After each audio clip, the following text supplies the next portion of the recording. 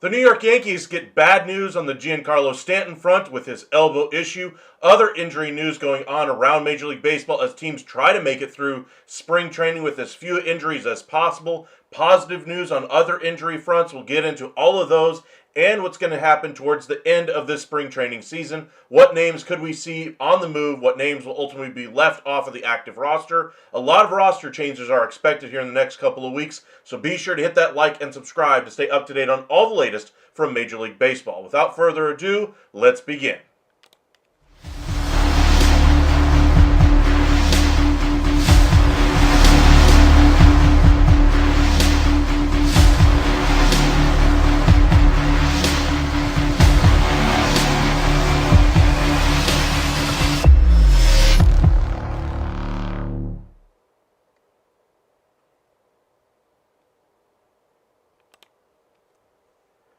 And welcome back to the MLB Hot Stove Daily here at the Upside Sports Network. My name is Michael. Appreciate you guys joining us late on a Saturday evening. A lot of great things happening in the world right now as far as sports entertainment anyway. So hopefully you guys are having some fun with that. But here at the Upside, we're going to keep on right on trucking with Major League Baseball. We're going to continue our 2025 season preview videos. Tonight, we'll start with the New York Yankees, and depending on how late the evening goes, we might do another team or two. And then tomorrow, we'll wrap up all the remaining teams and finish with the Texas Rangers. So if you want to check out your favorite team season preview, be sure to check out those videos on our channel here. And make sure you guys hit that like and subscribe. It means a lot to us when you do so. Follow us on X at UpsideSN to be notified whenever we do go live, and on Facebook at Upside Sports Network. Welcome in Holly, Heel, Master Vinman, Al, and Heel. Appreciate you guys joining us. But we'll start with the New York Yankees and the injury to Giancarlo Stanton.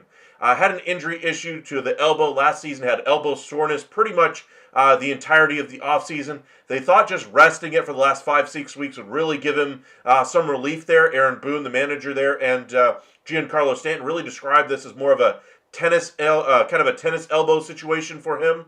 But it sounds like there has been some damage done to the tendons. Now, if there is a tear, obviously that would mean probably going to have some surgery at some point down the road. If there's damage, though, usually that means that you're at least beginning to see some damage in the way of a tear. Doesn't mean it's a complete tear, but means that there's likely going to have to be some long-term resolution. Now, as far as Stanton goes, the timetable that we are certain of right now is that he'll be out the entire month of April. Do not expect him to be in the Yankees lineup at least until May.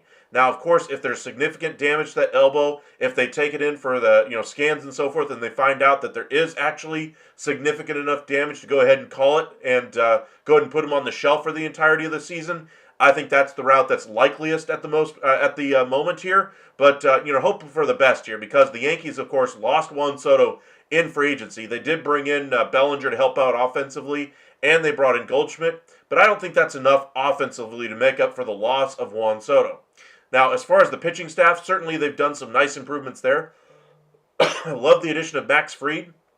Devin Williams to their bullpen is really going to help out in that ninth inning. He has had his issues in the postseason when it comes to closing games, though. I thought they could have used another reliever here. I thought they could have used an impact bat this offseason, but they're restricted with what they can do financially. So I get the reasons why they didn't do it.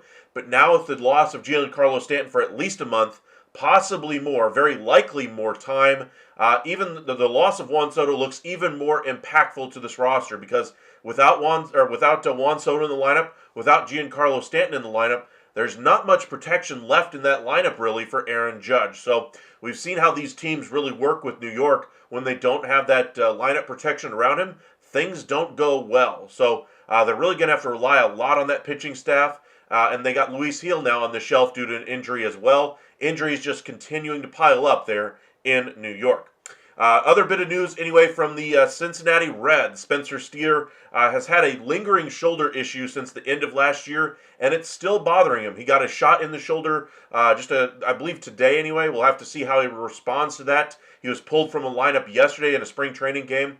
Hopefully this shot will really get him through and solve some of the issues that he has, but this tells me it's going to be an ongoing issue, not just for a month or two, but probably going to be an issue the entirety of the season. So we'll see what he really brings to the Reds this year, but to have an injury that was already plaguing him at the end of last year, to not have it resolved in the offseason, tells me that we really might be seeing a dip in his production at the very least this year, so kind of mitigate some of those expectations you might have for him. Sure, he might surprise us all and perform above expectations, but with the injury issues now, with the lingering nature of those injury issues, tells me that we're going to see a dip in his performance and likely an IL stint, and probably a significant one if it's still been this big of an issue all off-season long. A couple other bits of news, kind of international news, if you will. Pete Rose has had a petition filed to Major League Baseball from his family, basically saying he should be allowed into the Hall of Fame, or at least Major League Baseball should allow him back into the game now that he's no longer with us, and want him to be awarded a Hall of Fame spot posthumously. President Trump, anyway, also mentioning something that he was going to pardon him. There wasn't really any clear definition of what exactly he was pardoning him for. The only thing we really saw there was some tax stuff in the 80s and 90s. But again, we're not a politics show. I don't want to get into what side of the aisle you're on. I don't want to know. I'm sure every one of you guys has your own opinion. I don't want to know, is my point. And as far as for the Pete Rose of this, I think we're seeing a sentiment growing, me included, long before all this started anyway, that the entire story around Pete Rose should really have been solved already. Sure, you have the gambling issue and that kind of thing. You already addressed it. You sent a very clear and strong message about it. We've talked a lot about PEDs and about what I feel about how those guys have really been handled and how the Major League Baseball Hall of Fame has not really represented that entire era correctly. I thought they should have made some type of a mention that, hey, this was an ongoing problem in Major League Baseball at the time. There was no real testing done on the Major League Baseball from a Major League Baseball standpoint. Sure, we knew it was cheating, but we didn't test for it. We knew it was a rampant problem in the game, and we did nothing to stop it. So yes, these players may have had inflated stats. They may not have. Some of the competition may have been using it just to even get to the big leagues. Some of the guys may not have. Some of the guys may have been using to reach the new heights of the game. Some may not have. The biggest thing here is that we really don't know. It's just a complete gray area. So I just want to paint the whole thing with one brush and say, look, we realize it was a problem during this period of time. With that being said, baseball is a sport that recognizes records, achievements, milestones, numbers. And because of this era of baseball, we realize the unprecedented harm we did to all of those things. That being said, we still need to represent the baseball that was played during this time, both for the product that was on the field, the value that it provided to the league as a whole, and also to show future generations what that period of time looked like in Major League Baseball so as not to have that problem ever surface again. In relation to Pete Rose, they made a very strong statement as far as gambling in sports. They've done so, and I guess with the prevalence of gambling now, online gaming, DraftKings, FanDuel, all those types of platforms that are out there, I get the need to still be as firm on those issues as possible, but we can still be humans about the whole thing as well. Pete Rose, understandably, was severely punished. I thought he should have been put in before he passed away. I thought he should have at least had some type of recognition for the impact he had on the game, both positive and negative. Now, there are some Hall of Famers I'm sure have very strong feelings about whether or not he should even be allowed into the game. There are some that believe because of how he bet on the teams that he chose to bet on, that he should be excluded for some punishment, or that he should be punished anyway just for placing the bet. Here's the thing: I don't care one way or the other. It happened. We punished him. It's taken care of. Everybody knows gambling is wrong, especially if you're connected with a baseball team in any way.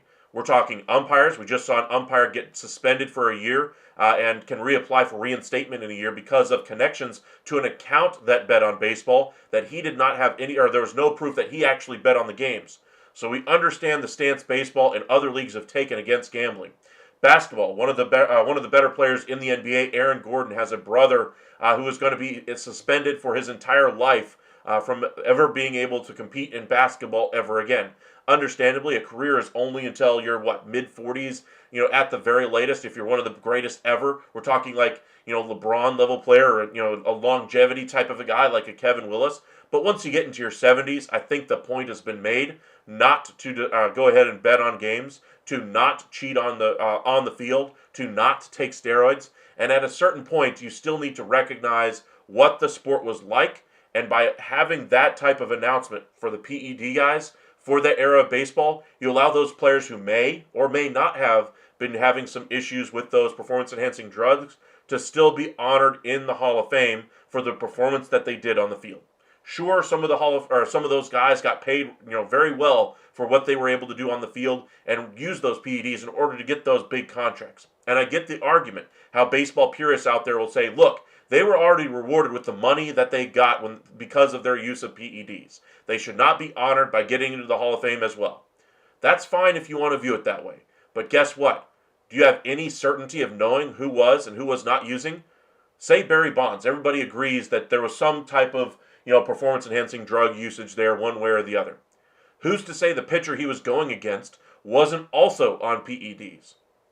Who's to say when everybody kind of considers his before PED use, when everybody considered him a future Hall of Famer guaranteed, and then his body really bulked up, in the second half of his career, before he got to that level of Barry Bonds, who knows who was juicing at that point, because again, baseball wasn't testing for those things.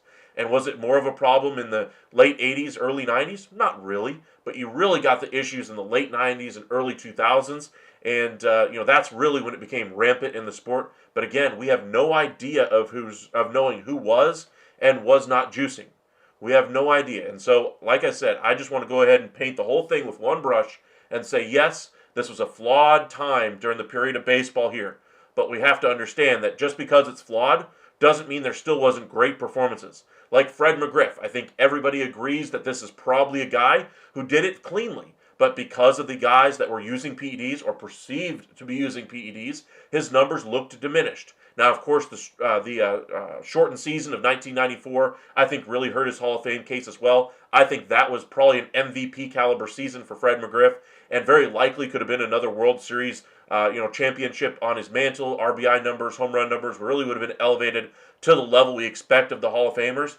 But even with that, I thought Fred McGriff was a Hall of Famer even before he got to the committee and ultimately got in. But again, there's multiple ways you could have gotten in, both on the writers' ballot and in the committees. And I think that's a good way of doing it. As far as solving some of the oversight or some of the misses that we see, I would like to see some of the committees elect a little bit more. I'd like to see them change a little bit of how they elect some of those guys. They only allow them to vote for, I believe, 3 or 4 of the names. I believe it's 3. So there's only ever going to be about 3 guys that get in from those committees. Now, you don't want to get the hall to be very big, but if there's a deserving 4th guy, you should still be able to vote in those committees for those guys. Just to get over the 75% threshold is significant, and I don't want to change that. You still have to get 75% of the vote. But because they're so hard, or it's so difficult to get those guys right, to get so many guys through because of that 75% threshold, you might have, the panel comes up with like 12 names that they want to go over for who can get into the Hall of Fame. They can get it narrowed down to, say, 6 serious contenders that should be in the Hall of Fame. Then those voters get in, write down on their little piece of paper, I choose 1, 2, and 3. The next guy chooses 2, 3, and 4. The next guy chooses 3, 4, and 5. And then you end up with maybe one guy making it to the Hall of Fame. Yes, it's a hard thing to get in. And I think it should still remain a hard thing to get in. But restricting the number of votes like they do, I think is starting to allow some of the committees to be a little bit restricted in the names that they're able to get in. The names that they got in this year, I like the names that they were able to get in, but there are several others that ultimately did not, and I would like to see that rectified going forward. I think they will at some point in the future, but right now I think we're stuck with the system we got. But back to the Pete Rose conversation, I get it, gambling's wrong, but they made a clear and definitive statement about it. Now it's time for the family to still be able to honor their relative and look at their, show future generations of their family, hey, look at the impact our family member had on the game, both positively and negatively on the field. And I just wish Pete Rose could have gotten that ability to do that with his family before he passed. So, again, don't want to get into politics. I'm not about politics on this channel at all. I do not want to discuss them. But it's kind of, at front of mind now with the, political realm kind of dipping their toe in the Pete Rose stuff. And now with the Manfred being petitioned by the family to be allowing him back into the game posthumously. I think it's front of mind for a lot of baseball fans out there, and I'm curious to see what you guys think. I'm just one guy. I'm not the end all be all of who gets into the Hall of Fame. I'm not the end all be all of who gets to be honored posthumously. I'm not the end all be all of who gets to be in the record books and who does not. I don't decide who gets into the Hall of Fame. I don't have a vote. So you guys have just as much say as me. Let me know what you guys think, and that's kind of how we kind of let the community, the baseball community, know what we really like as fans. Do we want these guys to be honored in the Hall? Do we not? Is there a reason why you guys may still be against it that I haven't come up with yet? But for all the reasons that I see out there, I lean a lot more heavily towards allowing these guys in. One, primarily just to honor that period of time and move on from that period of time. Because just continually focusing on, hey, is this the year Barry Bonds gets in? He looks like with all the numbers he should definitely get in, but there was that PED issue, guys. Let me toss it to you guys. What do you guys think, should he be allowed into the Hall of Fame? Instead of having that conversation for the next 30 years, how about let's talk about the guys that are actually in the Hall of Fame or the guys that are actually on the ballot that also deserve to have their name in the sun. Not just these guys who are ultimately held out because of a PED issue or because of a gambling issue. Again, we don't know who was and was not using. There's a lot of gray area in that period of time, and with Pete Rose, to a certain extent, I would say he did kind of own up to things, especially as time kind of wore on. And, baseball sent a very clear message, as far as gambling in baseball and how far they're willing to go to make sure it is not a problem going forward. The integrity of the game, the integrity of the shield in the NFL, basketball is not going to mess around with any of this gambling nonsense, and it's a very strict and severe penalty should you get caught doing those things. So, something to kind of keep in mind there as well. Heel, if your Marlins just signed Verdugo, what do you have to lose? I would kind of like the Marlins to do that there, honestly. I think they need a bat, but again, they're going with more of a youth movement. They're going to be selling pieces at the deadline. If they could, guarantee that Verdugo would be a piece they would immediately turn around and flip at the deadline, I think that would be a good fit overall. I did see your comment there, Heel. John Cena turned heel. That's what I was watching with my lady before we got on here, so that's why the late evening. I was hoping to get out of work early so we could actually do some of these lives beforehand, but unfortunately, that did not happen once again. So here we are, late on a Saturday night, discussing the 2025 season preview for the New York Yankees here in just a moment. Welcome back, Hank.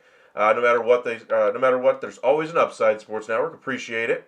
Mastervin Man, every era throughout baseball history has had some sort of cheating. Not defending the cheaters, but there are cheaters who are in the Hall of Fame, but not as highly exposed. Couldn't agree with you more. Let's see here, Steven. Pete's got his own.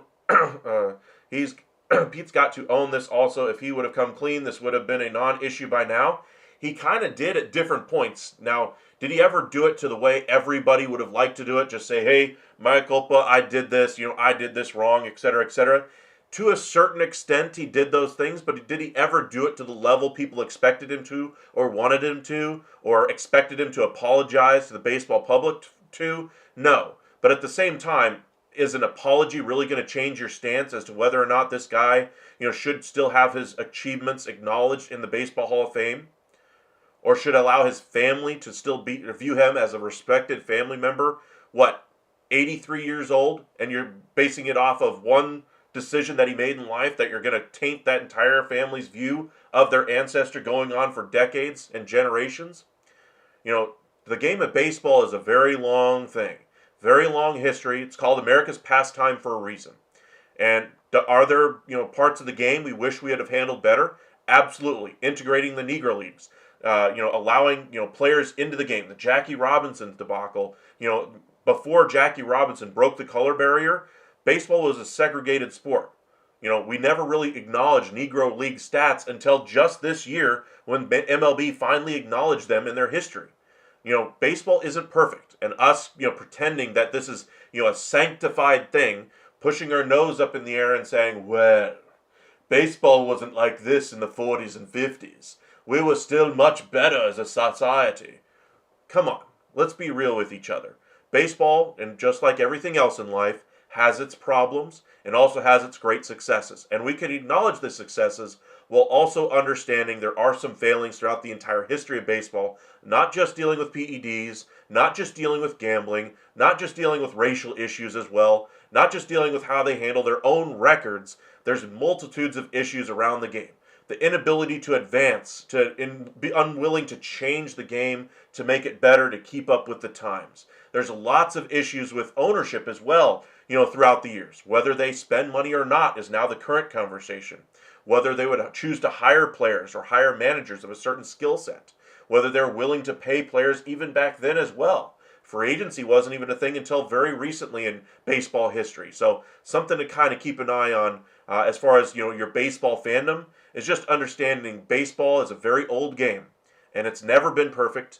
Those who will tell you that it was perfect back in the 20s and 30s when Babe Ruth and Lou Gehrig were running things, they're omitting a lot of things that were still going on at that period of time that weren't so great as well. Remember the whole Black Sox scandal as well? Field of Dreams character, the Field of Dreams movie, if those of you who are younger fans might remember the Field of Dreams movie, there's a couple of characters in there that are based off of some of the Black Sox scandals, and you'd be wise to read up on some of the history of the game. It's not always been sunshine and roses, and acknowledging that baseball has its great triumphs and also has its darker periods of history is what baseball is all about. And so the Baseball Hall of Fame is one thing above all else, and it is a museum. What do museums do? They both tell you the good and the bad of what has happened. And just, trying to sugarcoat things, I think does nothing for future generations who might face another PED crisis, who might face another gambling issue in the years gone by. And having this type of a template to look at and say, this is how they handled it, what went wrong at this period of time, what could we have learned from those things to not repeat the same mistakes of our past, and just learning from those same issues instead of just glossing over them and pretending like they don't exist or that they shouldn't exist, I think is a bigger problem. All right. Let's see here. Larry, welcome in. The Yankees should get a third baseman and a part-time DH. DJ is hurt again and should be a part-time player. He can't be the Yankees' everyday third baseman. No argument there. I will say in our Yankees 2025 season preview, we're going to get into a lot of the Yankees and their inability to get an impact bat at the deadline and what other holes are left on this roster for them to solve, in addition to the pieces that they currently are going to go out there with and see what they have to go with. Alrighty, Al, Rose was a great player and deserves to be in the Hall. Cheaters nowadays get slapped on the hands and are told to take a timeout. To some degree, I'll agree with that sentiment. I wouldn't say I agree wholeheartedly with it, but I would say he's a great player. He deserves to be in the Hall, and his family, more than anything else, deserves to have him honored posthumously, even for just their sake, if nothing else. Let's see here. Steven, I softened on PEDs just like we have the live ball era. We had a PED era, so we might as well let them in the Hall of Fame. Couldn't agree more.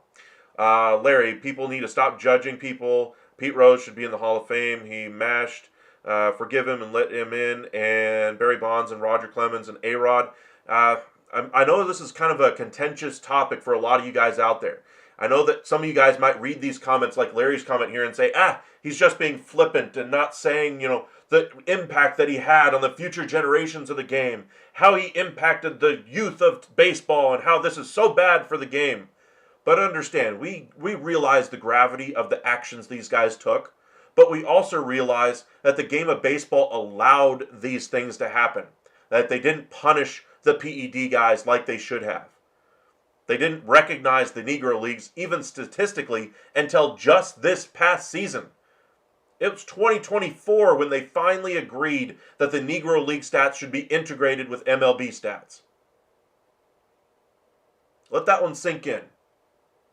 Even in 2024, we're still solving issues from 60, 70-year-old stats arguments. And we still are arguing about those things. Baseball's far from perfect. Life is far from perfect. Anyone claiming that they are, they're kidding themselves and they're lying to you. So, open up a little bit, realize that baseball is flawed, but also try to hold people to a higher standard. For example, Pete Rose was punished because he was caught gambling. We didn't just say, Pete, we love you. You go ahead. Just go ahead and, when you pass go, just don't collect the $200 and we'll call it even. That's not what happened. He was sent a very clear and very severe punishment that lasted way beyond, I think, the intended purpose of it was. And his family is still trying to solve that issue even after his death. And, we're not trying to be flippant with any of these issues in baseball. I know some of you guys have some really strong feelings about, the records of baseball, the PED guys, the Pete Rose issues, the Astros and the garbage can, the Apple Watches for the Red Sox, and, all those kinds of issues. I'm just saying that baseball is far from perfect. Expecting the Baseball Hall of Fame to be an immaculate museum of only perfection of the game is misleading. The Baseball Hall of Fame is for the greatest performers in the game, absolutely, but also the greatest influences on the game as well. Wouldn't you say the PED era influenced the game that we have today more than almost anything else in baseball history? The drug testing that is now in place? The way that the long ball really changed how teams evaluated talent and pursued players? How teams looked for velocity above all else? We still look for velocity above all else when it comes to pitching, even now. And it's 25 years later. Baseball is an ever-changing sport. It's never been perfect. And those claiming it is, I invite you to look at the entire history of baseball, not just the candy-coated version a lot of us think it is. All right. Mantle, Mays, Aaron admitted they used amphetamines. Okay. I like your comment there, Stephen, that even the best of us have some things that we have to deal with. Even baseball at that time was a lot of a very different time, not just in baseball, but in America and in the world as well. Things that we know now to be good for ourselves, we thought may have been bad back then. Things we thought were bad back then are good now. Things are ever changing, and to hold people to a standard that does not exist, I think is the standard of perfection that is a little bit too lofty of a goal, and we judge ourselves too harshly sometimes. LeBron James, I know this is kind of off topic anyway, but he had a great quote the other day. Brian Windhorst was arguing on First Take about how Ant Edwards had said, no, I don't want to be the face of the league. And LeBron says, I don't blame him because, the media out there doesn't celebrate the talent that we have. And Windhorst went on First Take and said, yeah, for the large part, I don't agree with everything he said, but LeBron has a point that we don't celebrate the good of our sport the way we should. And basketball is not the only one. We don't celebrate the achievements of how great this talent is. Yesterday, I talked about how great the youth in the baseball is around the game. But I mentioned it for what? A minute? Maybe two? Talked a little bit about the Orioles with Holiday and Henderson. Talked about the Jackson Merrill for the San Diego Padres. Wyatt Langford for the Texas Rangers. Luis Gil for the Yankees. There's so much incredible talent in the league. And that's just the young guys. There's still plenty of great veterans around Major League Baseball right now. Bryce Harper, still one of the best hitters in all of baseball. Shohei Ohtani doing things we have never seen done at the same time ever in our history at the level he's doing it, including Babe Ruth. There's a lot to be celebrated in baseball, and we need to be a little bit more open-minded and a little less critical of those of us that are also imperfect people. All right. Now, getting off of my soapbox, let's get back to a little bit more of the on-the-field stuff. Yes, we have to be critical of the game. We want our teams to do well, but we also can do a little bit more of encouraging and realizing just how special of a time it is that we get to see these players play this game that we love so much. And just kind of finish up our news of the day now that we've talked a little bit about Pete Rose. There's a couple of other things I wanted to get into, some waiver issues and some injuries that hadn't been brought up yet. Dalton Varsho is expected to be back for the Toronto Blue Jays in late April. We also have a waiver assignment anyway from the Colorado Rockies, one that I did not see coming. Justin Lawrence was a former closer of the Rockies back in 2023, has not found near that same level of performance yet, and he has been placed on waivers. So hopefully he gets picked up somewhere. All teams are pretty much still looking for bullpen help. There's still a few good bullpen arms out there. I wonder if he gets claimed off of waivers or if they just allow him to pass through and see where he ends up at that point. Maybe he latches on with the club out of spring training. But those are some of the headlines around Major League Baseball. We're about to get into the 2025 season preview for the New York Yankees. So be sure to hit that like and subscribe. Depending on how much time we have after this one, we will try to get one, maybe two more 2025 season previews out. The next one we'll do after the Yankees is the Detroit Tigers. So if you're a Tigers fan, be sure to stick around. And then in the very late night, if we have a little bit more time, we'll get into the Miami Marlins. Not too much to get into there because they are a team that is not expected to be a competitive team in the NL East. However, the trade discussions around Sandy Alcantara and other arms that they have is going to be very, very active throughout the season. So we'll have to see what happens in the 2025 season. But without further ado, let's get to the 2025 season preview for the New York Yankees.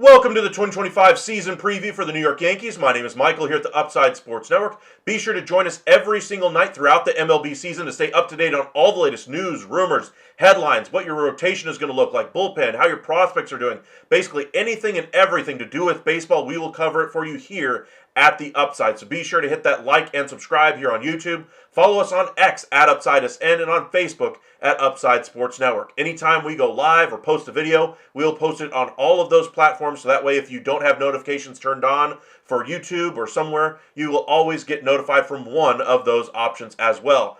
Bit of a note on the YouTube notifications. In case you guys weren't sure, they limit you to about 3 notifications unless you manually adjust that. So if there's a big news day, especially around the trade deadline when there's a lot of trade activity, we do post quite a few videos on those types of days. So if you're capped out at 3, be sure to follow us on our other platforms. That way you know when we are live and when we post a video. That way you can keep up to date on every single news item around Major League Baseball as they happen. But appreciate you guys joining us. So without further ado, let's get into the 2025 season preview for the New York Yankees. Now let's look at where they finished in 24 first. Last year, of course, they had a great season with Juan Soto on this roster, ultimately falling short in the World Series to the eventual champs, the Los Angeles Dodgers. Now, Yankees' best team in the American League last year, 94 and 68. No team got above 100 wins. And this offseason, they did lose their second best player, in my opinion, in Juan Soto. They did bring in Cody Bellinger. They brought in Goldschmidt. They brought in Max Fried and Devin Williams. Is this team a better team overall for the 162? But are they also a better team in the postseason as well? 2 important questions the Yankees are going to have to solve, the most important of which is can they get over the hump and win a World Series? It's been a minute, and they're a team, or they're a franchise that measures their success in the championships won, not in the amount of times they make it to the postseason. So something to kind of keep in mind is where the goals are for the New York Yankees. It's not about being above 500. It's not about winning a wild card spot. It's not even about winning the division or getting to the World Series. It's about winning the World Series, getting to that mountaintop and planting your flag, cementing your legacy for years to come. Yankees are a team that measures themselves in championships and nothing else. So looking at where they finished last year, 94 wins, that's a lofty number to get to. Let's look at where their roster sits going into 2025 and see if they can get to that number or better and possibly win the World Series. Now, looking at their roster here, they're going to have some moving pieces due to some injury issues that have already cropped up. According to Fangraphs, this is how they see the lineup really working here. Jazz Chisholm likely to play at second base this year, according to them. Aaron Judge in the two-hole, again in his most common spot there. Bellinger is now going to be the protection in the lineup for Aaron Judge, especially with Giancarlo Stanton going to miss at least the first month of the season and could be out a significant period of time, if not the entirety of the season, if there is a significant tear in that elbow issue for him. But looking at this roster, they're certainly missing that level of protection in a Juan Soto behind him. We'll see if they add somebody at the trade deadline that gives them that same level of impact there, because their finances right now are not allowing them to do anything, and we'll see which direction they ultimately choose. For those of you who weren't with us when we first started this video, Giancarlo Stanton is going to miss about a month at the very least anyway. They also have the issue in the starting staff with Luis Gil, and they also have a couple other injury issues. Efris is coming back from an injury. They also lost a top prospect in Chase Hampton due to Tommy John. They're going through it as far as injuries. DJ LeMahieu also has is a little bit nicked up as well.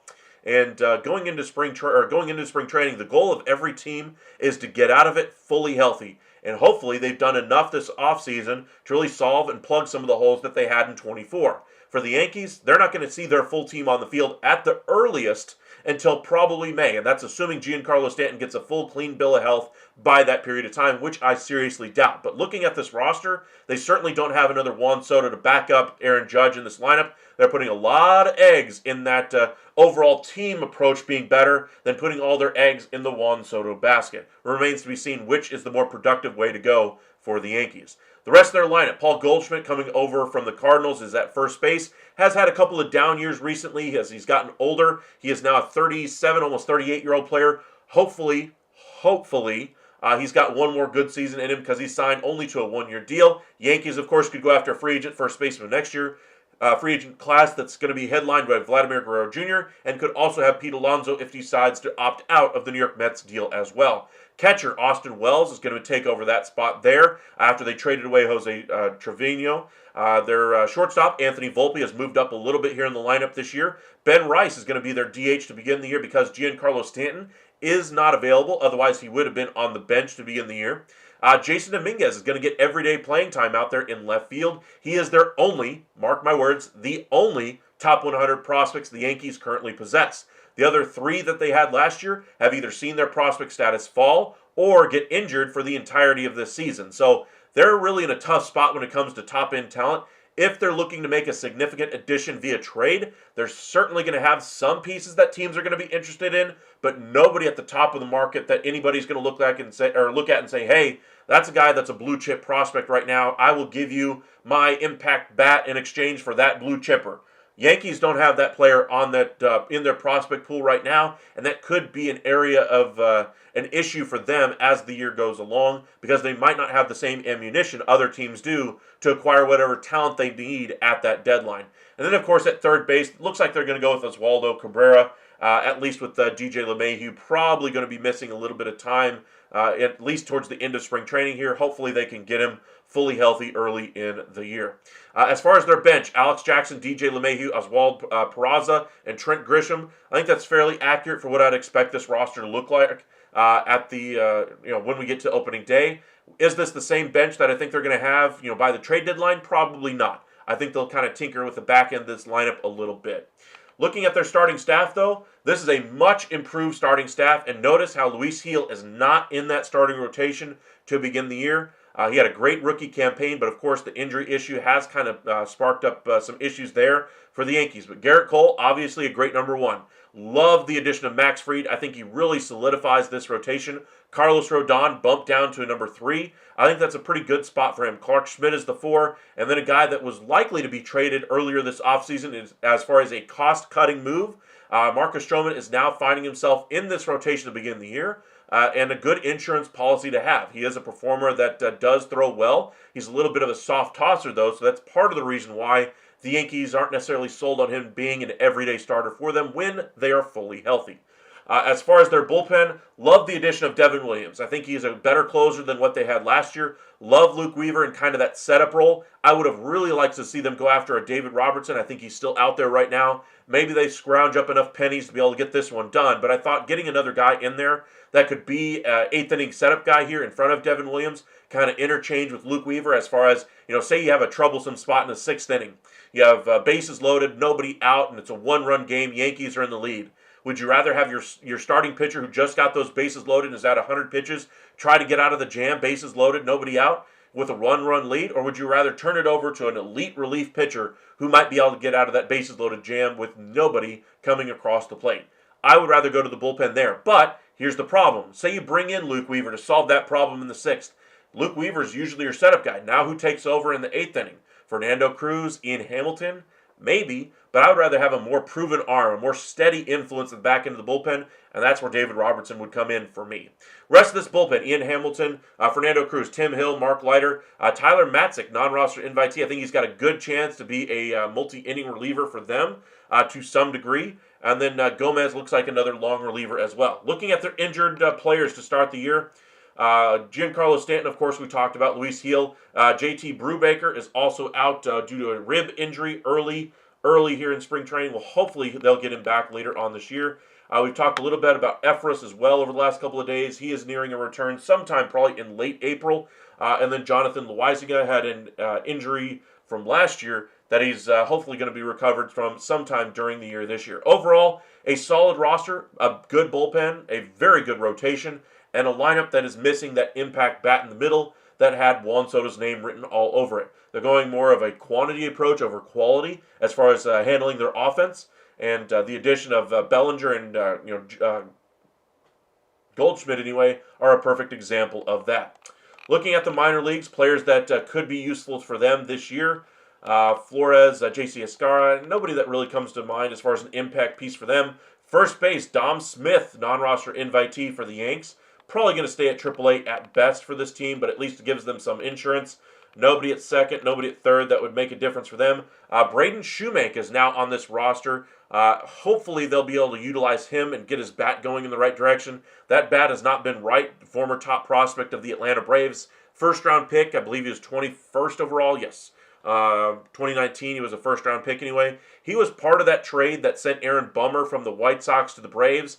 Braves sent out 6 pieces off of their active roster to the White Sox in kind of a cost-cutting move and in a roster-clearing move as well. Shoemake was a part of that group and was unable to latch on with the White Sox last year as far as showing up to that promise that he once had. 2 great prospects in Arias and Lombard are not going to be a factor this year, but could be on the team late in 2026. But they'll be primarily an A-ball this year. Then you get to the outfielders. This is where you get guys, top prospects like a Spencer Jones. Everson Pereira is another piece that has a little bit of experience last year, not a whole lot, but a player that they could call upon if necessary. As far as some starting pitchers, some depth options, Will Warren is still there. They did sign Carlos Carrasco to a minor league deal. Maybe he's a guy that they utilize early in the season if their injury issues continue on this spring training season and into the start of opening day. I mentioned the Chase Hamilton injury. He's going to be out the entirety of the year.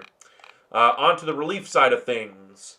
Clayton Beater, Yuri De Los Santos, a couple of guys who could be nice bullpen arms for them, long relievers as well. Outside of that, nobody that really strikes a whole lot of confidence out of this group. A lot of early 30, mid 30 guys that if they have a nice season, might be able to at least give you something, but nothing I'm counting on as far as any long-term solution for the Yankees this year. But it's at least good to have some camp competition, I suppose.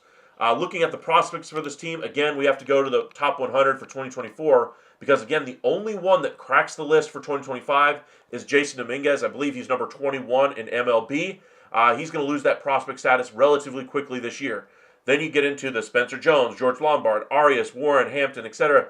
None of these guys are in the top 100, so they're going to have some work to do to rebuild that farm system, at least the value at the top end of it there in New York. Looking at their payroll, this is where things get a little hairy for the Yankees, and this is where you can kind of see that they're really bumping up against some numbers they really don't want to be bumping up against. Last year they finished with a payroll around 303. Keep that number in mind. This year they're expected to be around 285. But again, look at all the money that they're spending here. $40 million a season here on Aaron Judge, 36 on Garrett Cole, money well spent as far as I'm concerned. Then you get to Max Fried, only 14.5 this year. Then it balloons up as you go later in that contract to 31. Carlos Rodon making 27.8. Giancarlo Stanton 32, 29, 25, and has a club option in 2028. That's a lot of long-term money. And you have, what is this? Just in double-digit contracts here. Or I should say, 8-digit contracts? 1, 2, 3, 4, 5, 6, 7, 8, 9 contracts that are over $10 million just of their guaranteed deals. And then you get into arbitration. Devin Williams isn't making nothing. He's making 8.6. Trent Grisham is making 5. Both of the guys are free agents after the end of the year. And, of course, they have pre-arbitration guys. Looking out at their payroll estimate for luxury tax purposes, right now they're at about 305 for the luxury tax commitment here. Tells me that this is a team that could actually trade some of their pieces in order to dip underneath that top level of the luxury tax there of 301. That top level is so named for Steve Cohen as a, quote, Steve Cohen tax to try to keep him from buying all the top level free agents. Funnily enough, the Los Angeles Dodgers are the team that's been able to do that, not the Mets. So kind of a misnomer as far as I'm concerned. But look how that money kind of goes down in years going forward. 186 next year, 174. And then if you get all the way to the end of 2031, down to $91 million. That's not nothing, but I will say that that's still leaving a lot on the table here for the Yankees to figure out what they want to do. Long term, do they want to bring in another bat like a Vladdy Guerrero Jr. in free agency, or do they want to try to bring him in at the deadline? If they decide to do that, of course, they're going to have to figure out what they want to do. If they really want to dip down underneath that $301 million threshold, they're going to have to get creative in ways that they're going to be able to do so. One such way is moving on from Marcus Stroman. I think Stroman wouldn't mind moving out of New York, just as long as he's in somebody's starting staff the entirety of the season. So kind of keep that in mind with the New York Yankees. As far as wins of the offseason, I'd say what they did in response to losing Juan Soto was an absolute win. They didn't just sulk. They didn't just say, woe is me. Mets just trying to one-up me. You know, they went out there and acted quickly, bringing in Max Fried, bringing in Cody Bellinger via trade, bringing in Paul Goldschmidt, bringing in Devin Williams. I love what they were able to do. They were very clinical in their approach to try to improve this ball club, and I love what they have as a starting staff. The question I have is, does this offense hit enough around Aaron Judge to be productive in October? Judge, of course, has his issues in October all by his lonesome anyway. But as far as this roster goes, I think they're a good enough team to really be considered a favorite in the American League. I can understand why a lot of teams have them ultimately facing the Dodgers once again in the World Series. But I would say the Red Sox in that same division have a very good chance of upending the Yankees' reign there. But Orioles, they took a little bit of a step back as far as I'm concerned for top competition anyway by not having a ace level starting pitcher there. Let's see here. Steven, Oldschmidt and Bellinger can't make up for the loss of Soto. They will struggle to score runs. Teams will walk Judge. I'm kind of in agreement with you there, Steven. I like how you have that as Oldschmidt, not Goldschmidt. I'm not sure if it was a typo or your sentiment there, but either way, I like it. But I would say Soto is twice the player those two guys are put together.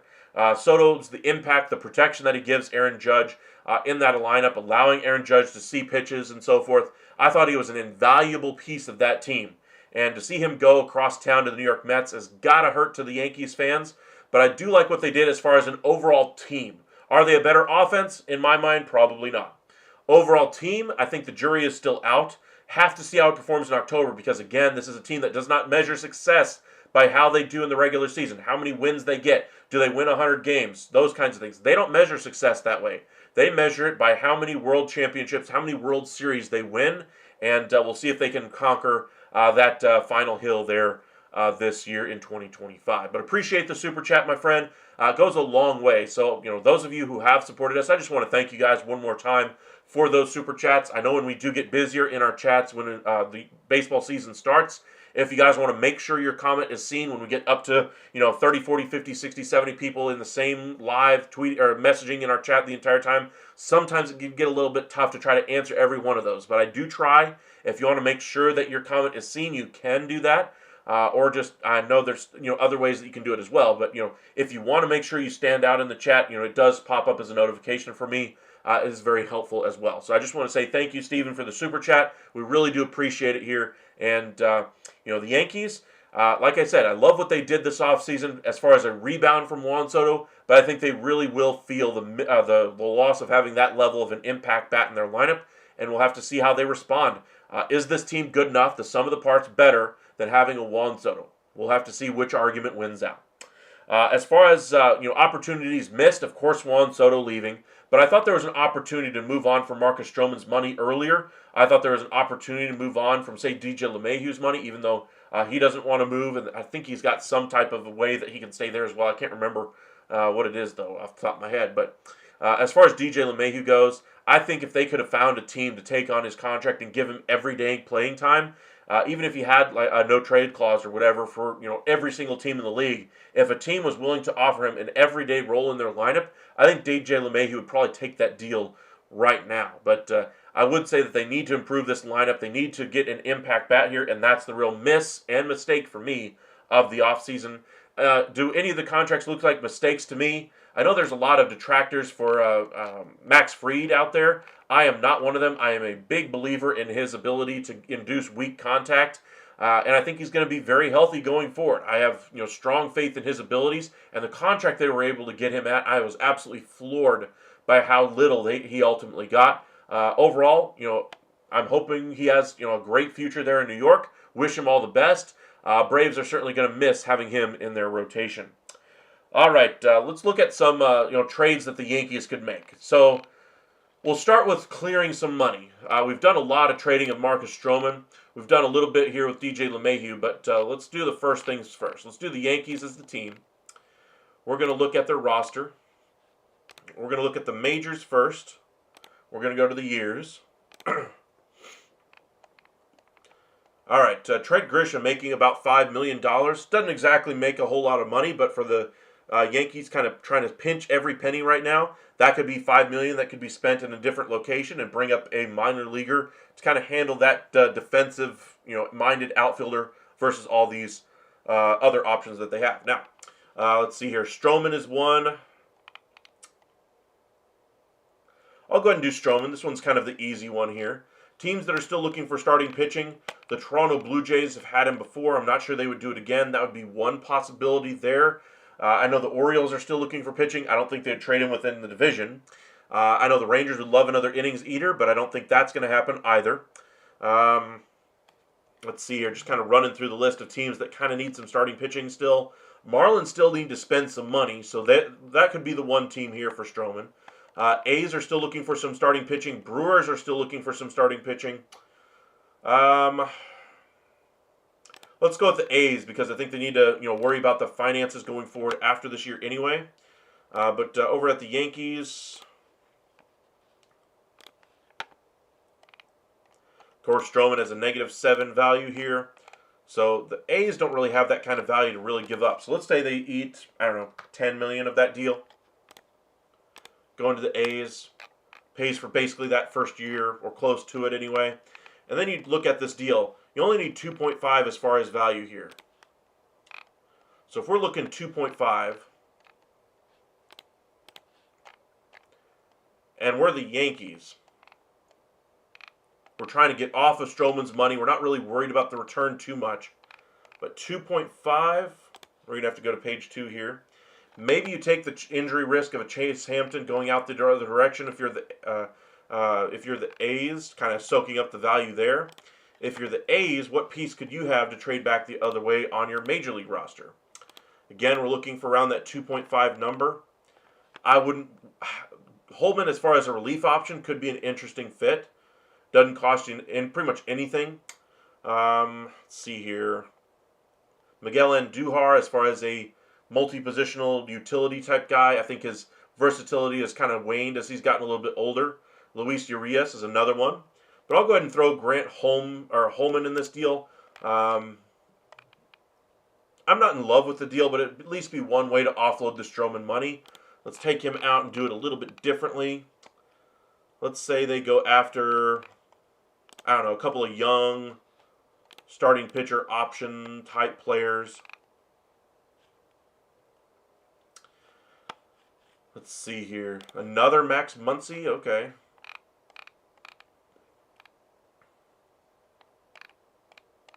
No, that's the same one we were talking about the other day. Never mind. Let's say you throw in the catcher and the outfielder. Basically 2-0 prospects from the A's to save the Yankees a little bit of money here.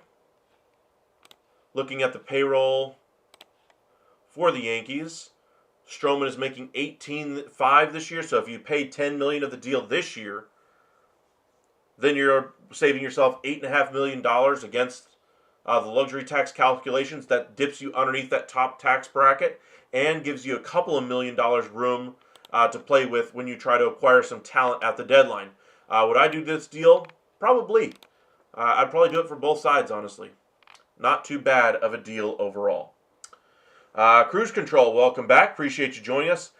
Jazz, Bellinger, Dominguez, Judge, Volpe, Wells are good pieces. We'll see more moves need to be made. Yes, I would agree with you there. Injuries now to Stanton and possibly Luis Gil. Yes, they certainly have some injury issues on the horizon. We'll see if they solve those issues. Think they will get J.D. Martinez still cheap in free agency. Not a bad option, honestly. I think if you can get him at a cheap enough number, I would like that option for them. But again, Stanton may or may not be back this season. You're going to need somebody in that spot, but I think they already have some talent at the Major League roster. They're hoping it provides enough to them, but remains to be seen there. Welcome in, Rafe. You just joined watching a movie. Hopefully it was a good one. Willard, welcome back. Astros might be on the verge of trading for Roberts Jr. You've been talking about that one for the better part of a year now, my friend. We'll see if they can actually get that across the finish line. They're going to have to get the White Sox to eat a significant chunk of that salary for him. Stevens, Stroman's 140-inning 2026 player option will keep others away. I'll agree with you there, but if you incentivize it enough, put another prospect with them, turn that negative asset into a positive just by attaching good stuff to a bad asset. What do they call it? A shit sandwich where you hide the bad numbers in there, etc., the contract, etc., with a couple of good things on the outside, something along those lines. But we'll see there as well. Let's see here. Rafe, you get a Max Muncy, you get a Max Muncy. I hear you there. Oprah, yep, that is the way she does it. Willard, I'm telling you, if the Astros can trade for Roberts Jr., put him with Altuve and get another outfield, then that's a game changer. I would agree with you. It would be a game changer. To me, they need to improve that outfield first, second, and third priority this spring training season and early in the season for the Astros is addressing that outfield mix there. All right, as far as an asset that they could trade for at the deadline, let's go ahead and pull up the Yankees here. Again, we're looking for an impact bat. So Angels, of course, they have Mike Trout. That ain't a movable asset. Astros, I don't think are trading anything. A's don't really have anything. Blue Jays could be an interesting fit here. So we'll start there. We're looking for guys in the majors. Now, we've talked a lot about Vladimir Guerrero Jr., but what if they decide to go a different direction with getting another bat? Say they decide to go after a Varsho, or they decide to go after a Bo Bichette. Somebody along those lines. Interesting, sure. Are they as good as Vladdy? Certainly not. Let's do a different one here. We've done a lot of Vladimir Guerrero Jr. stuff. Just trying to get some other teams here to kind of jog your memory as far as other options that might be there for them. Rafe Buriam was a movie that was recommended for free on YouTube. Okay. All right. So again, we're looking for pieces to add to this lineup as the year goes along, an impact bat to this lineup preferably.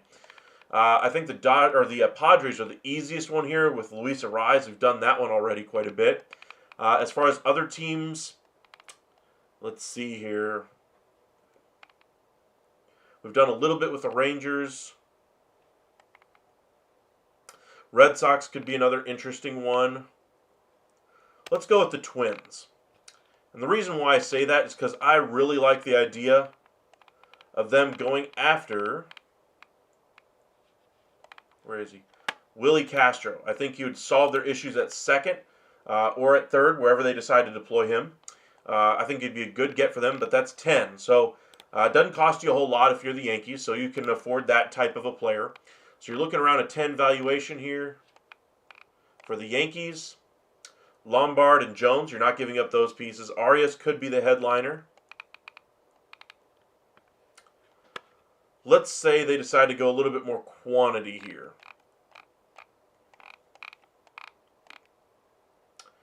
They decide to go Young for the catcher to the Twins. We need another 6-ish million. Let's go to page 2 here. 20-year-old starter to the Twins, and then you take the Tommy John guy, Chase Hampton. A little bit of an overpay, honestly, or underpay for Willie Castro anyway. But we're trying to get some future talent here. Let's go back over to the Yankees one more time. 16-year-old shortstop Dexter Peralta. That would certainly put a little bit over. Not too bad on the Twins side of things. Negative valuation. Danny Colomb could be a nice, bullpen piece there to kind of round out the deal. Let's go a different direction here. Say they go with a Daniel Duarte maybe. Michael Tonkin, who's out of options. He might be an option to move off of this roster. And there you go. Let's validate, and there you go. Yankees add their second third base option. Really solve that issue for them as well. Let's see here. Let Josh Smith have a hot first half, then the Yankees trade for him. I mean, that's what they did with Joey Gallo. I think this is a little bit of a fool's gold anyway with what they found in Josh Smith last year. His numbers really fell off the table at the second half, probably from just kind of exhaustion, playing that much, those kinds of things. But he's still a very good player overall. All right, we've done some trades here for the Yankees. Where will they finish in 2025? Now, for me, I still have the Yankees right at the top of the division. With the additions that the Red Sox have made, specifically with Alex Bregman, I think there's a real chance the Red Sox could win this thing. If the Orioles somehow add an ace to their starting staff, they could also win it. But I'm going to still hold chalk, and I'm going to say the Yankees still hold on and win the division. Now, I think they're going to be a great team in the 162. The questions I have is how they're going to perform once the lights are brightest in October, and if they have enough firepower to get it done. That's my issue there. So, do they get more than 94 wins? I'll say yes. I think they're going to be a very good regular season team. The question is, do they have enough talent to get over the top and win a World Series? The jury is still out. As far as the rest of the division, I love the Red Sox. I think they'll be right there with the Yankees all season long. To me, the Blue Jays aren't going to have enough ammunition. I think they'll be in sell mode anyway at some point. The Rays, they're the Rays. They're the model of consistency. I don't see them getting close to the 100-win threshold or even to the 95-win threshold either. And then we just talked about the Red Sox and the Orioles as well. If they just add a true ace there, I think that would solve a lot of the issues there that I have for the way this roster is currently set up there in Baltimore. Let's see, Willard. Astros beat them in the ALCS. I mean, the Astros have had a pretty good run. I will give you that one, Willard. They have had a good run. But again, I'm going to say the Yankees win the division. How will they fare in the playoffs? I think they're a team that's going to get very close to the ALCS there. I think they're going to be a very good team. Do they ultimately come out of the American League? I will say no. You guys already know the team I'm going to be pulling for. You guys know my bias. I try to be very clear about that. My favorite team is the Texas Rangers. Love what they've done this offseason. Their bats are finally coming around, and I love the mentality that they have right now in the clubhouse. Josh Young turning into a real leader over that third base, even with the injury issues that he's had. All of them of the fluke injury variety. If he can just put a full healthy season together, sky's the limit for that guy. But I love the leadership he brings. I encourage you guys to check out some of the quotes he gave to some of the Rangers media. Really inspiring stuff there as well. But for me, I'm going to say they make it to the ALCS, but they ultimately fall short of their prize of the World Series. All right, as far as expectations for the roster, I'm expecting some good seasons out of the top of this lineup here. I'm expecting Jazz Chisholm to play well. Aaron Judge, Cody Bellinger, Goldschmidt to have somewhat of a resurgence. Austin Wells, one of their better offensive players last year. Look at their WAR for the 2025 season, what they're expecting here. Judge above a 7. You got a really good lineup here, a bunch of guys in that 2-3 category, and then, of course, a few weak spots at the back end. The rotation doesn't have Luis Heel, but their bench here doesn't leave a lot of inspiration here for them if they have to go to their minor leagues or if they have an injury with one of their regulars. Those are some issues there I have. All right, as far as the rotation, I think this rotation is very good. Hopefully they get Heel back healthy sooner rather than later. Bullpen, I think, still needs one more really good option in that setup role. We'll see if they add somebody that fits that description there. Will they make a big trade at the deadline? I would say yes. They're going to need an impact bat one way or the other. Could literally be anybody. Could be Vladdy, could be Kyle Tucker, could be somebody we're not even thinking of right now. Luis Arraez is another one that kind of makes sense for me.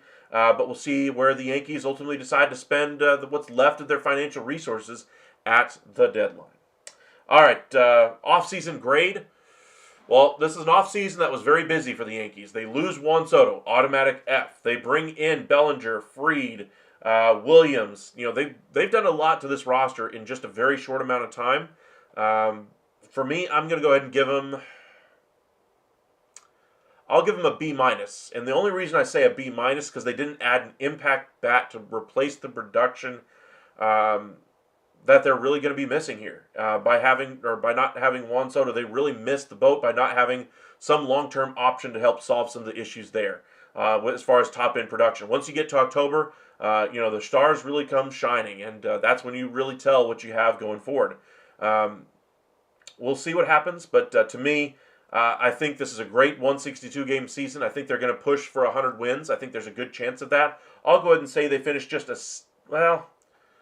I'll go ahead and say they get it. I'll say they get 101 wins and ultimately get bounced early, or at least in the ALCS on the American League side. I don't think they ultimately make their goal of the World Series. As far as growth and surprises, I think they're going to be counting on some nice youth in their lineup with Jason Dominguez, Ben Rice, Volpe. If those guys can continue to develop, along with Austin Wells, they could really have a nice back half of that lineup there. That's where you're really hoping for the growth and surprises. On the negative side of things, if you're stuck with the money of Stroman and LeMahieu and others, and you don't bring in an impact bat, things could go scary rather quickly.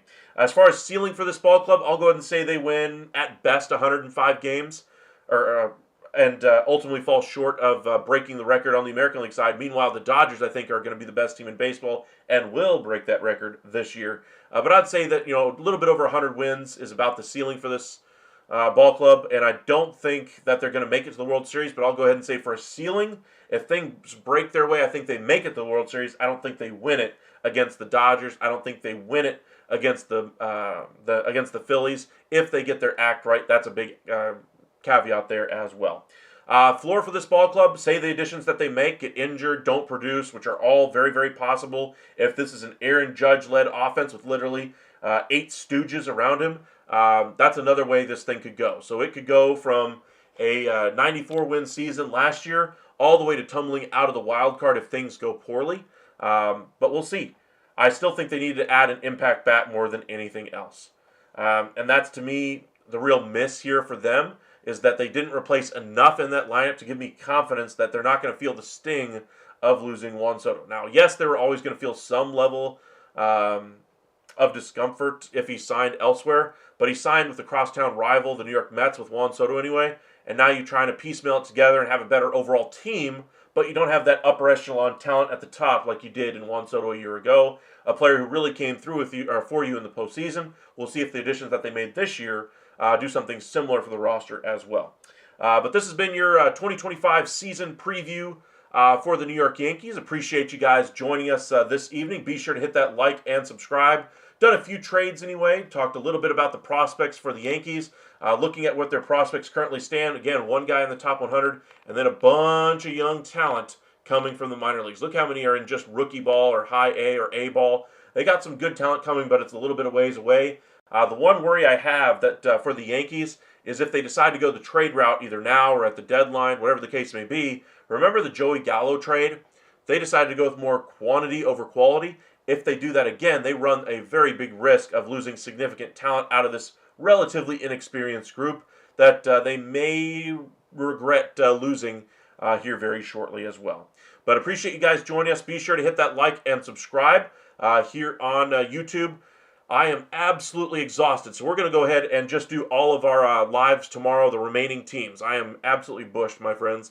So we will do the Tigers first. We'll kind of start that one. I'm going to start early tomorrow. That way I can get some rest this evening. I'm going to do a 9 o'clock live. We'll do the Tigers. Probably do that one. Probably get that one done well in advance of 10 o'clock. I'll do the Marlins quickly thereafter.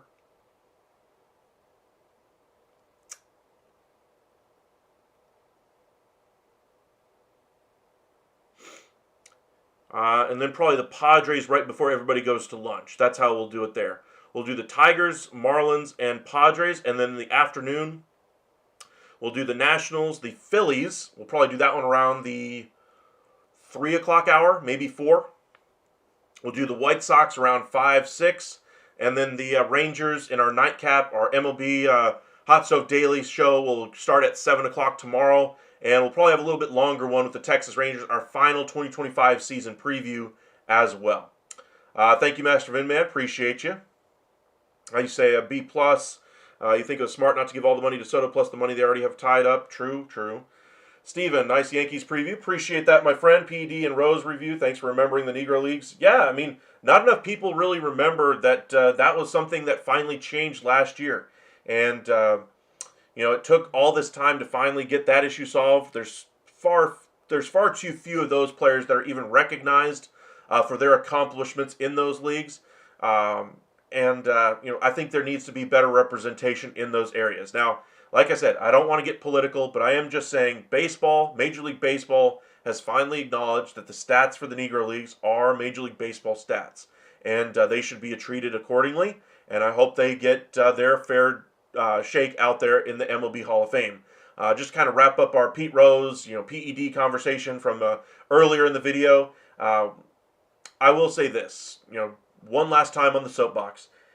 Baseball isn't perfect. It's an ever-evolving sport. We call it America's pastime, and we, glorify the old days, just like we do even now with, anything from, thinking how America was great in the past and how we think we were how we remember how mom's cooking used to taste when we were kids, how great it was, how great the chicken nuggets at this one restaurant used to be because we had them one time and we're remembering it because we were so hungry, and we go back there later on and we're like, oh, maybe it wasn't so good.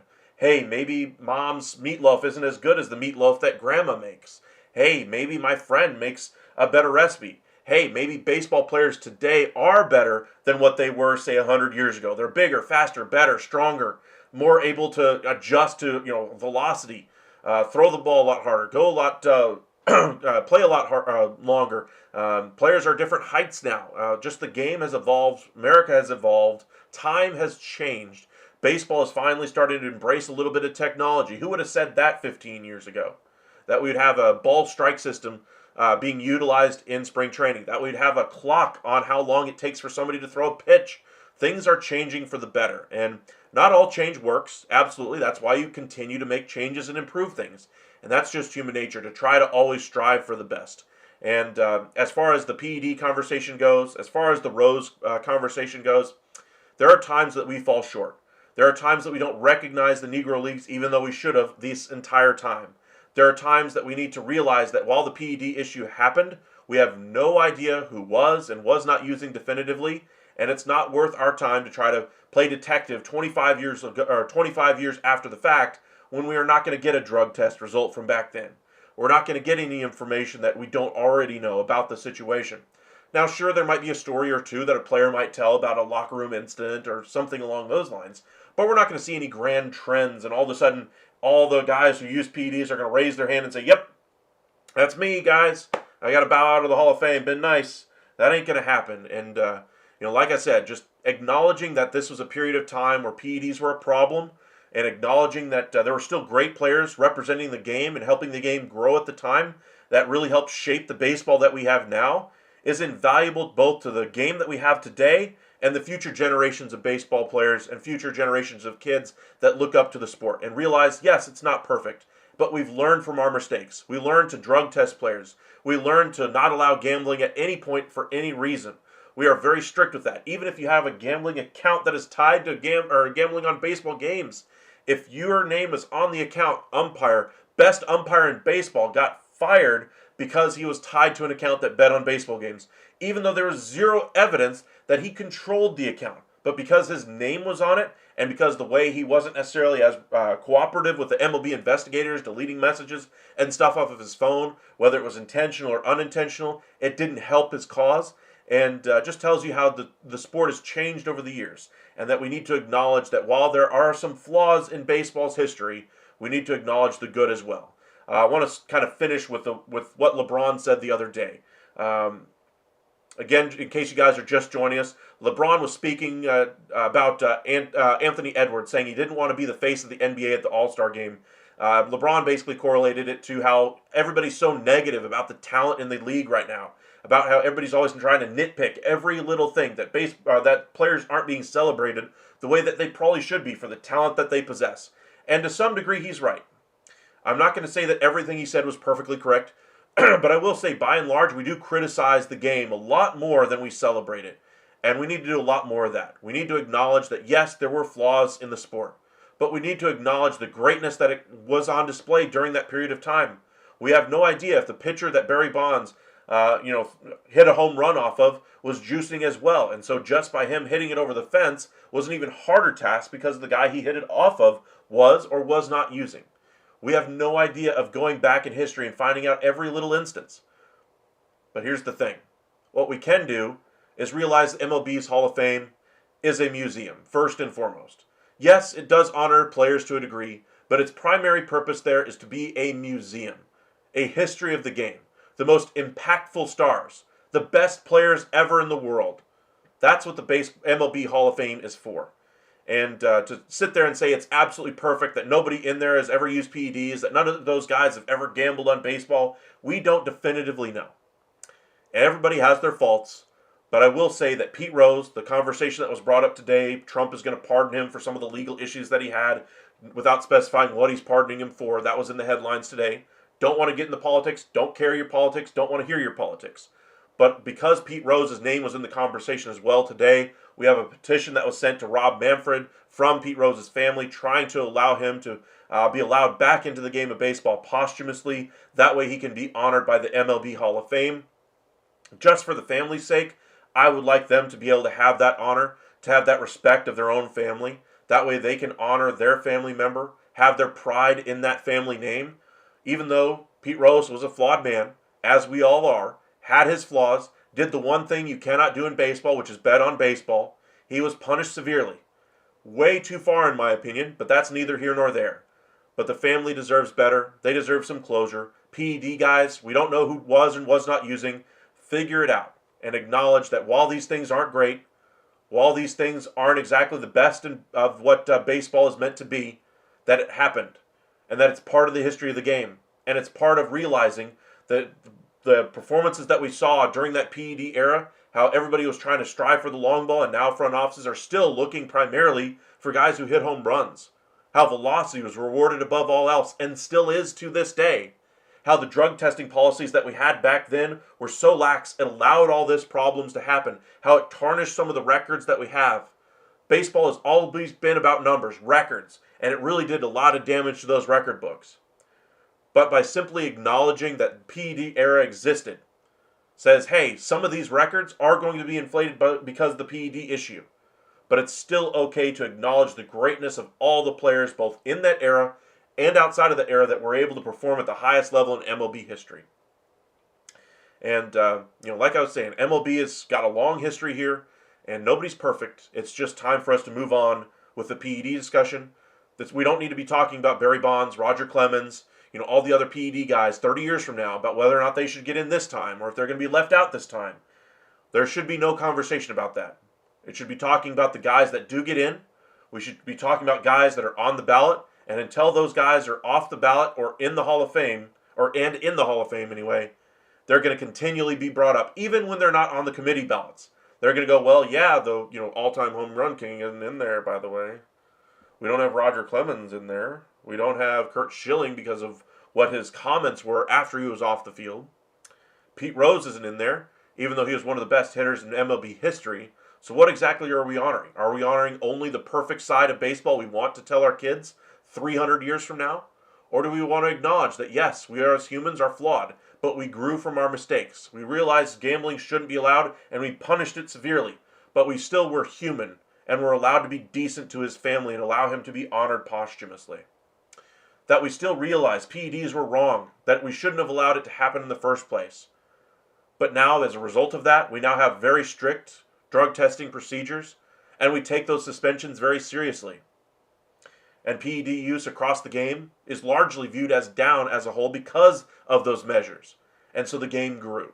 And realizing that it grew because of that steroid era is always going to be a part of baseball history and should be reflected as such. All right. Appreciate you guys joining us. So, like I said, we'll do a bunch of our lives tomorrow to kind of finish up our 2025 season preview.